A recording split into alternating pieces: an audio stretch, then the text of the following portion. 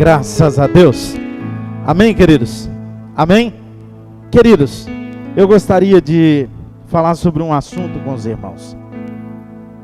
Que o Senhor prospere a vossa renda, tá? Que o Senhor prospere a vossa vida. Que o Senhor vos enriqueça de bens na terra e da terra. Que não lhes falte provisão nenhuma. Que tudo que vocês colocarem à mão tenha prosperidade de Deus. Essa é a minha oração. Glória a Jesus. Queridos,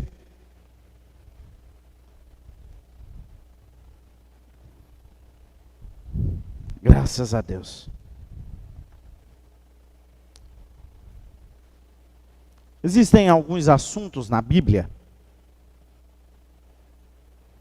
que são doutrinários. Os irmãos já ouviram assim, a pergunta assim, lá na sua igreja tem doutrina? Já ouviram essa pergunta? Já ouviram essa pergunta? Uai, irmão, se não tivesse, não era igreja. Não é verdade? Sua igreja tem doutrina? Né? Claro que tem. Tem ou não tem? Tem ou não tem? Comumente as pessoas que perguntam isso estão perguntando o seguinte: a sua igreja segue uma orientação rigorosa de usos e costumes? Seria uma outra pergunta. Concorda comigo? Mas o que é doutrina? Porque nós temos várias doutrinas, né? Nós temos a doutrina da salvação. É uma doutrina, sim ou não? É ou não é? Nós temos a doutrina do batismo. É uma doutrina, sim ou não? Isso é imutável. Então, doutrina é aquilo que é imutável. Não tem como mudar a doutrina. Vai passar os céus e a terra, mas a doutrina vai continuar. Estão me entendendo, sim ou não? Doutrina não muda. Usos e costumes mudam, sim ou não? Há 100 anos atrás, nas Assembleias de Deus no Brasil, nas nossas igrejas, os irmãos tinham que vir de paletó e gravata. Comumente era aquela, assim, a calça assim mais boca de sino, né? Aí os irmãos, todo mundo bem, não tinha nenhum problema na perna igual eu tô não. Mas vinha com um negocinho assim, ó. Eu tô começando a ficar raiz, Lu. Mas aí tinha um chapéu. E na entrada do templo tinha um lugar de pendurar um chapéu, porque eu não podia ficar na igreja de chapéu. Isso era doutrina? Não. Mudou, não mudou? Hoje a gente vem diferente, não precisa disso. Então não era doutrina, era apenas uma cultura, um uso e costume. Então existem coisas na Bíblia que são doutrinários. Outros são relativas às nossas vidas cristãs, à nossa vida cristã. Né? E aí, para que a gente compreenda isso melhor, é importante demais que a gente tenha um conhecimento de uma disciplina, uma matéria da teologia, que a gente chama, essa matéria ela é muito chata, mas a gente chama de hermenêutica. Alguns irmãos aqui estudaram hermenêutica, né? Essa disciplina também se estuda em outros cursos, não apenas no curso de teologia, mas se estuda isso, por exemplo, no curso de direito e outros cursos por aí. Mas a noção mínima, ou o conhecimento minimamente sobre hermenêutica, embora seja muito chato, ele faz a diferença, né? E é muito necessário para uma boa interpretação da Bíblia. Senão, aquilo que não é literário, a gente quer usar como literário. E aí a gente precisa ter muito cuidado com isso. Por quê? Porque senão agora você fala assim, olha, vai nascer um filho, eu quero colocar um nome bíblico. Aí você vem assim, não, eu vou colocar esse nome aqui que é bonito, Lucifer. O nome é bíblico, sim ou não? Mas é interessante. Compreende que é bom a gente ter a interpretação, é bom a gente entender o mínimo da hermenêutica. Pastor, eu não sei de hermenêutica. Vai ficar bom, daqui a pouco você vai ficar bom, você vai entender melhor sobre esse assunto, né? Mas existem assuntos, por exemplo, na Bíblia, né, que ele tem uma certa relatividade, de certa forma, um tanto quanto relativo. Por exemplo, obediência. Obediência. A gente encontra vários textos na Bíblia sobre essa palavra, obediência. Aí, no Velho Testamento, irmão, era tudo na base da regra. E com a regra era de justiça. Percebe? Era da lei. Lei. Irmão, deixa eu te falar uma coisa. Você questiona ou você cumpre uma ordem da lei? Hã? Você cumpre, mesmo não concordando de primeira mão. Então, no Velho Testamento, a orientação era na base da obediência. O modelo de vida, o padrão, era na base da obediência. Mandamento, cumpra. Mandou, cumpra. Eu sei que pode assustar alguém, mas e aí, pastor, no Novo Testamento não é assim? Eu não vou ler os textos, são vários textos. Por exemplo, Deuteronômio 27:10 diz assim, olha, obedeça à voz do Senhor teu Deus e cumprirás os seus mandamentos e os seus estatutos que hoje te ordeno. Deuteronômio 28:3 diz assim, o Senhor te porá por cabeça e não por cauda, e só estarás em cima e não debaixo, se obedeceres os mandamentos do Senhor teu Deus, que hoje te ordeno para guardar e cumprir. Então, percebe que era tudo na base da regulação da lei. Obedecer. No Novo Testamento, não. Você deve estar assim, Jesus, e agora? Né? Como assim? Não precisa ficar escandalizado com isso, eu vou te explicar. No Novo Testamento, embora tenha algumas orientações e a gente precisa de obedecer, né? Muda as coisas. Porque no Antigo Testamento, a revelação era no exterior. Dava-se a regra e você cumpria. No Novo Testamento, a revelação é interior. É de dentro para fora. Eu não sei se já aconteceu com vocês, de fazer alguma coisa, está prestes a fazer alguma coisa, e ninguém nunca te falou que aquilo é pecado, mas aquilo te dá um sentimento ruim, e você abandona e não faz? Já aconteceu, sim ou não? No Novo Testamento é diferente. Percebe as diferenças? Está começando a clarear para vocês? Então, olha só, no Novo Testamento, o nosso espírito, a revelação, ela é naturalmente. Então, no Velho Testamento, a regra é exterior. Nós temos uma regra e vamos segui-la. No Novo Testamento, é interior. Eu recebo e no meu espírito, eu consigo compreender a vontade do Eterno.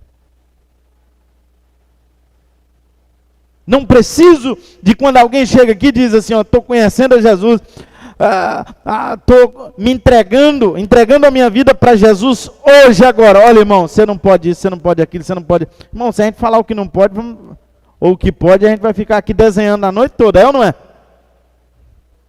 Se a gente for balizar por regra, irmão, agorinha não dá. O que a gente faz? Começa a orar, senta junto. E a gente chama isso de discipulado. A gente começa a estudar a Bíblia junto. começa a orar junto, a gente começa a caminhar junto. Aos poucos essa pessoa vai caminhando, ela vai, de repente você vê ele ali, tá, ele que não tinha o hábito de dar a paz do Senhor, ele já chega ali, a paz do Senhor. Aí ele vai caminhando com a gente, e de repente ele vem aqui, e aí ele fica parecendo o Rodrigo ali, bonitinho ali, recebendo na porta ali, de paletó e de gravata, chique. E aí de repente ele chega ali e você fala, poxa, fulano já é obreiro da casa de Deus. De repente ele está aqui pregando a palavra, está aqui tocando, ministrando louvor. É alguém que está envolvido em algum projeto da casa de Deus. Isso é discipulado. Isso é discipulado. Mas há algo que eu quero falar com os irmãos por alguns dias. E eu preciso falar isso com os irmãos. A igreja de Jesus, ela é tida na Bíblia como a noiva do Cordeiro. Quem é o Cordeiro? Quem é o Cordeiro? Hã? Quem é o Cordeiro, irmãos? Jesus. Quem é a noiva do Cordeiro? A igreja. Então diga assim, ó, eu sou a noiva do Cordeiro. Irmão, deixa eu te falar uma coisa. Tu acha mesmo que Jesus vai vir casar assim com a menina de qualquer jeito? Uma adolescente birrenta? Hã? Mimizenta? Os irmãos acham mesmo que Jesus quer escolher esse tipo de noiva para ele? Como ele quer uma noiva? Especial, zelosa e de boas obras. Uma noiva adornada, uma noiva inteligente. Irmão, é bom conversar com alguém inteligente, é ou não é? Com alguém sábio. Discutir assim, até quando você é controverso com ele, até quando você leva um embate, é agradável, porque é inteligente, sabe discordar de forma inteligente. É bom, sim ou não? Conversar com alguém inteligente é ótimo. Agora, quando não é, irmão, já parte para briga, para confusão. É ou não é? Já parte para confusão. Então, olha, Jesus, ele vai vir para casar com a igreja inteligente. Uma noiva adornada, bonita, preparada. Uma noiva linda. É assim que estaremos como igreja para o arrebatamento da igreja de Cristo Jesus. Para o casamento, a bodas do Cordeiro. Portanto, não podemos ser uma igreja de qualquer jeito. Uma igreja desnutrida, despreparada, doente. Comumente, quando vão se casar, faz alguns exames pré-nupciais, é ou não é? Alguns exames. Se tiver alguma dificuldade, já começa tratando. Já resolve. É assim ou não é assim que funciona? É assim. Sabe? E vai trabalhando para isso. Como pastor, eu tenho uma missão de orientar a igreja de Cristo, como amigo do noivo. Eu preciso orientar a noiva, ajudar a noiva, nutrir a noiva, ensinar a noiva, para que, quando chegar o grande dia, a noiva esteja impecável. Impecável. Tratada em todas as suas esferas. Então, eu preciso de falar de algo muito interessante, uma doutrina muito forte. O que é, pastor? Espírito Santo. O Espírito Santo. Esse assunto, ele é um assunto que pentecostal acha bom. É ou não é, irmão? É Espírito Santo, aí já pula ali. Mas não é desse assunto propriamente dito. Nós vamos chegar lá na frente, da hora que tiver tudo assim, aí você vai falar, poxa vida, agora eu estou cheio. É diferente. É diferente. Mas eu preciso de falar sobre algo muito importante com a igreja. O Espírito Santo. Irmãos, eu trouxe um negócio.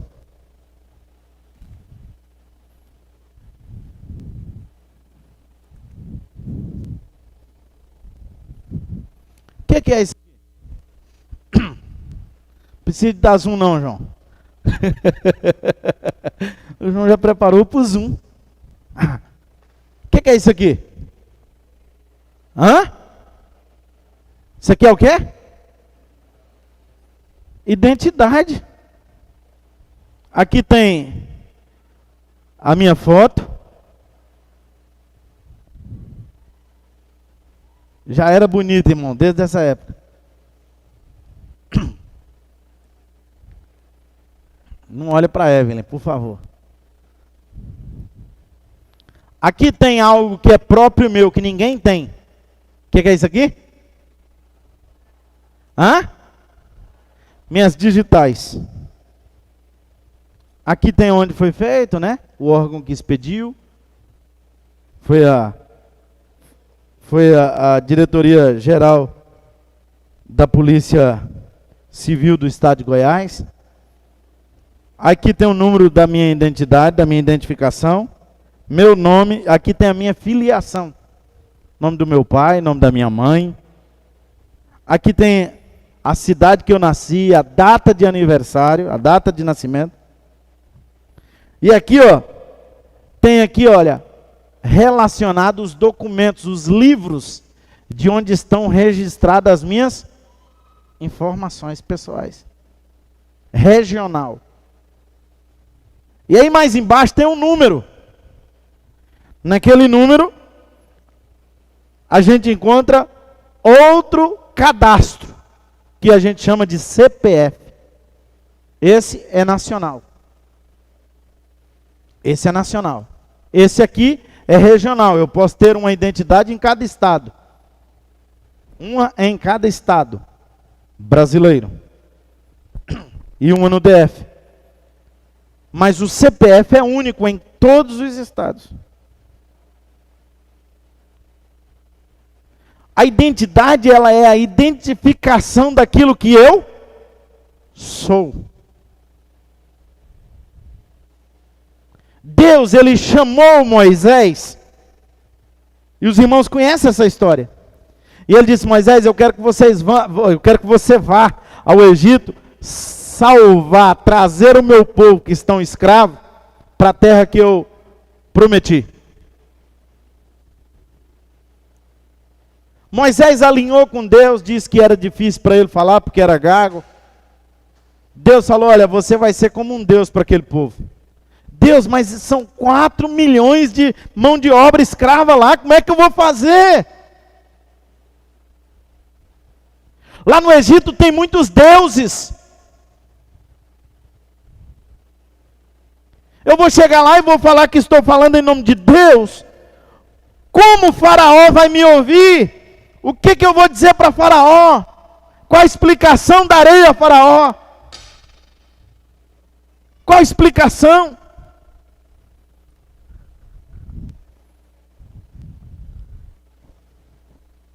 Aí Deus chama Moisés e diz para Moisés assim: Moisés,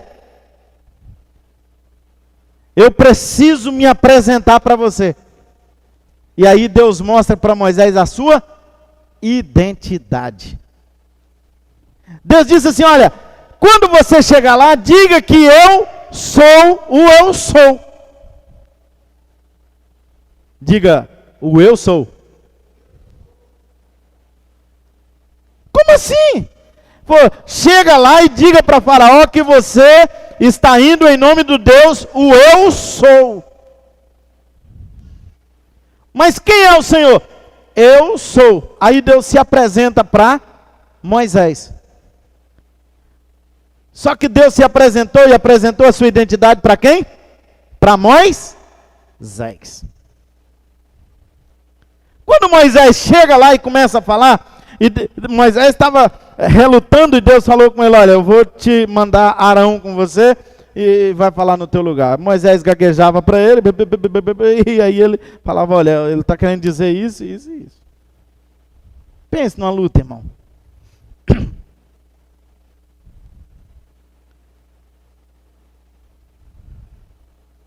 repente Faraó pergunta assim, olha, você veio aqui em nome de quem? Ele falou, em nome do eu sou. Ele falou bem assim, bom, mas o eu sou, quem é o eu sou? Que Deus é esse? Ele falou, é o Deus que faz milagres. Então faz um aí para mim ver. Apresenta ele para mim. Moisés joga uma vara no chão, o cajado, e aquele cajado se transforma em cobra, em serpente. Lembra dessa história, sim ou não? Até as crianças sabem disso. Faraó chama ali e diz assim, olha, isso aí eu também sei fazer. Aqui no Egito a gente também faz isso. Então esse Deus não é melhor do que os nossos. Faraó reúne os magos, os adivinhos, os benzedeiros e tudo que no mundo. Ô, gente, olha aí, ó, vocês estão vendo essa cobra aí? Era uma vara que estava na mão dele. Ele falou, não, isso aqui a gente sabe também. Cada um jogou uma vara e todas as varas viraram cobra. Mas aí Moisés agora resolve apresentar a identidade de Deus. Moisés dá uma ordem. E aquela vara dele que tinha virado uma cobra, começa a engolir todas as outras cobras. Não, isso aí a gente aqui não dá conta de fazer. Então é em nome desse Deus que eu vim aqui. Por algum tempo Moisés ficou negociando com Faraó. E cada negociação, irmão, tinha que realizar uma coisa. Lembra do envio das 10 pragas? Tinha que enviar para Faraó perceber quem era o Deus de Moisés.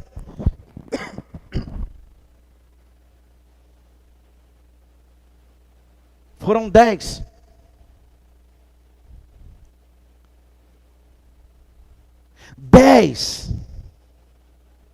A última.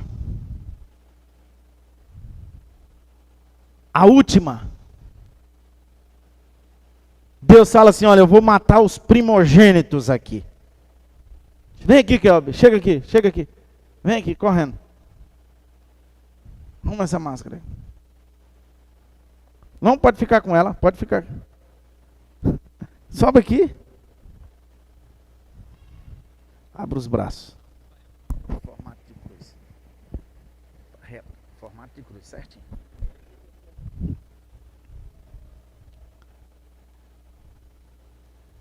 Irmão, faz de conta que isso aqui é um portal. Aqui, ó. Aqui o portal. Aqui o portal. Aqui o portal. Correto? Uma porta. O Kelvin está segurando aqui numa margem do portal e ali na outra margem. Aí Deus diz assim, olha, pega o sangue do cordeiro. Passa aqui, ó. Passa aqui, coloca aqui. Os irmãos, olha aqui, ó. Passa aqui o sangue do cordeiro. Nos umbrais. Passe aqui. Aqui na ombreira você coloque sangue. Os irmãos, podem imaginar o sangue caindo aqui? Fazendo o formato de cruz?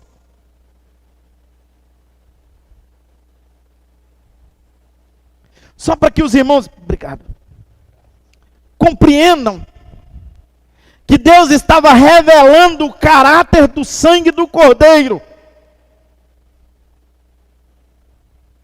Há um povo que está na frente da cruz.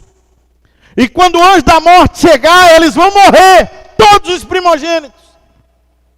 Mas por trás da cruz, há um povo que estão guardados. E quando o anjo da morte passar a meia-noite, eles vão estar vivos. Nada vai acontecer com eles. Deixa eu te dizer, o sangue do cordeiro vai guardar a sua casa. O sangue do cordeiro tem guardado a sua família. O sangue do cordeiro vai guardar a você. O sangue do cordeiro. Agora acontece algo e Faraó, irmão, percebe que aí é que ele não dá conta mesmo. Morreu inclusive os da casa dele. E aí libera o povo de Israel, o povo do Egito. Libera o povo de Israel. Deus, irmão, presta atenção nisso. Ele revela agora um projeto. Olha a tipologia disso. E aí a gente vem de lá para cá, eles celebraram a Páscoa, que era a saída deles do Egito. A gente celebra a Páscoa, que é a nossa saída da escravidão do pecado, o encontro com Jesus Cristo, compreende? Tem toda uma tipologia. Eu preciso que você entenda uma coisa, que a natureza do homem, ela é uma natureza parecida com a natureza de Deus. Pastor, mas o homem é terrível. É porque às vezes a gente alimenta mais um sentido que o outro. A gente precisa de entender isso. Eu gostaria que você entendesse isso. A essência da natureza divina, ela é manifesta de 3 formas. E eu quero falar do Espírito Santo nos próximos dias. Eu quero falar do Espírito Santo. Porque a gente fala muito da Trindade. Deus Pai. Deus Pai. Os irmãos não aprenderam essa parte ainda? Então vamos lá. Deus Pai. Não é 3 deuses. É um Deus. É um Deus.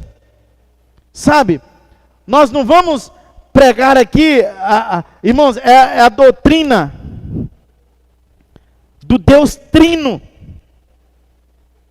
Nós não somos triteístas, 3 deuses, né?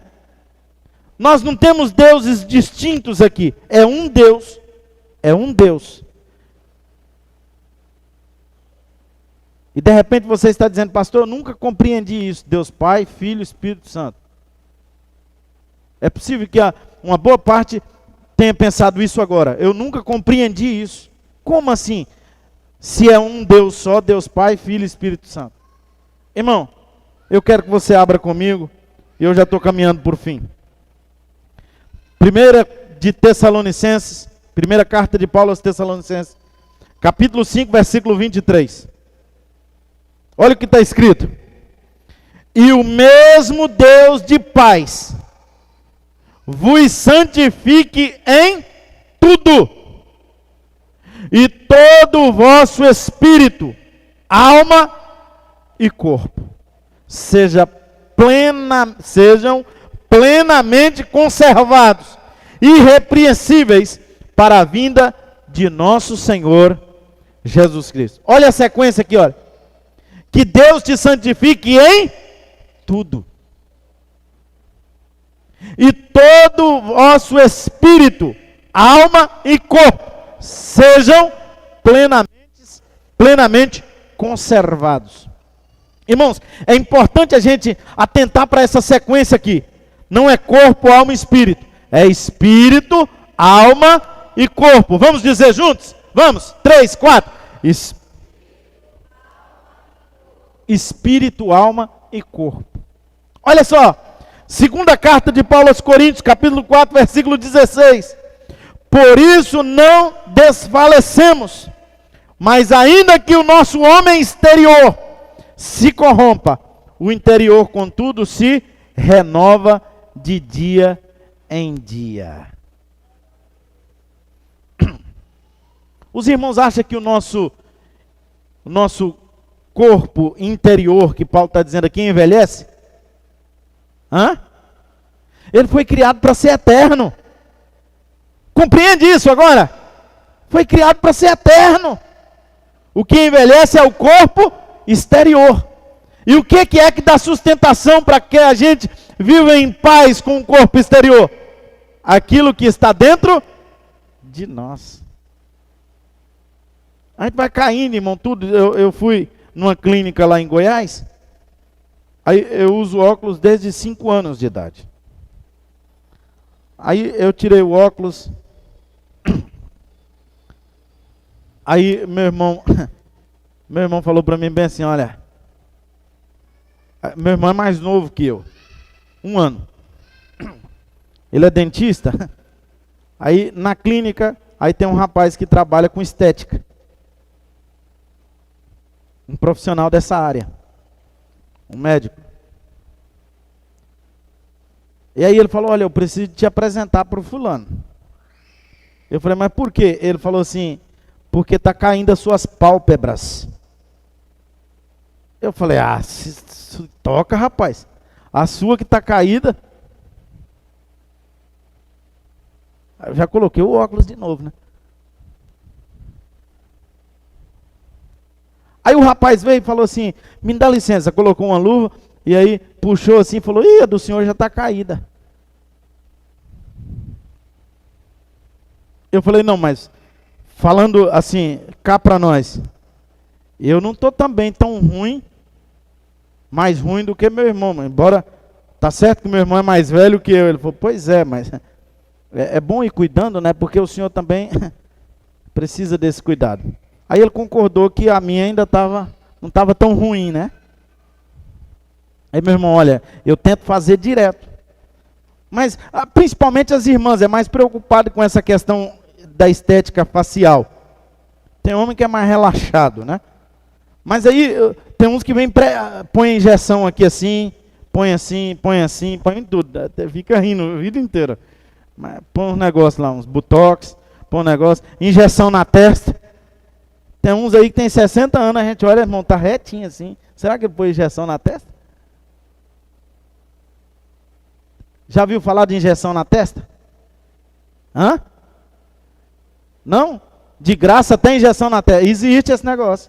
Tem injeção na testa, para dar uma esticada assim, dar uma... Então, por fora a gente vai envelhecendo. Mas Paulo diz que dentro de nós tem algo que nos sustenta bem por dentro e nos ajuda por fora. Os irmãos compreendem isso, sim ou não? A Lu disse no início desse culto que por causa de uma informação ela ficou por um período meio deprê. O que ela fez? Prostrou. Irmão, até a postura de quem está deprê é ou não é? Caído. É ou não é? Você vê uma pessoa que tá meio ruim emocionalmente, recebe uma informação, ela fica desfigurada, sim ou não? Por mais que passa pó de arroz, passa tudo que você pensar assim, massa plástica, massa corrida, por mais que passe tudo, irmão, você olha, tem alguma coisinha que você fala, não tá legal. Essa pessoa não tá bem hoje. É ou não é assim?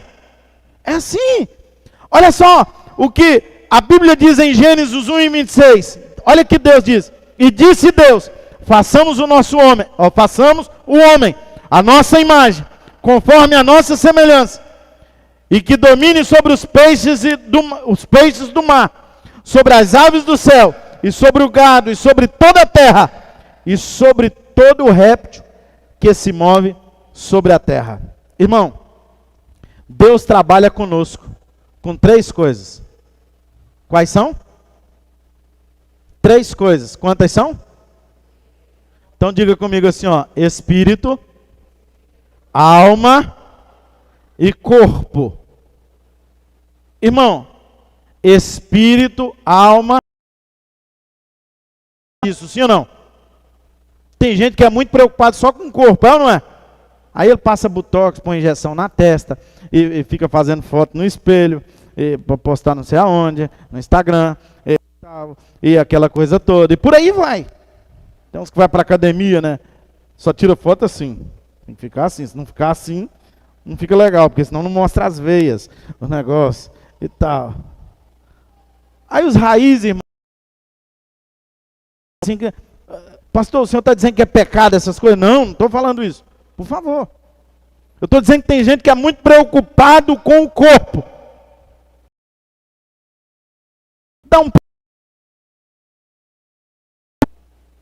Foi Deus que criou a alma também, sim ou não? Irmãos, e o espírito, ele vem da onde? Hã? Da onde? De Deus. Então percebe que nós somos parecidos com Deus? Pai, Filho, Espírito Santo. Irmãos, percebe isso? Jesus vem e encarna corpo. A nossa alma, queridos, vem da onde? Deus. E o nosso espírito vem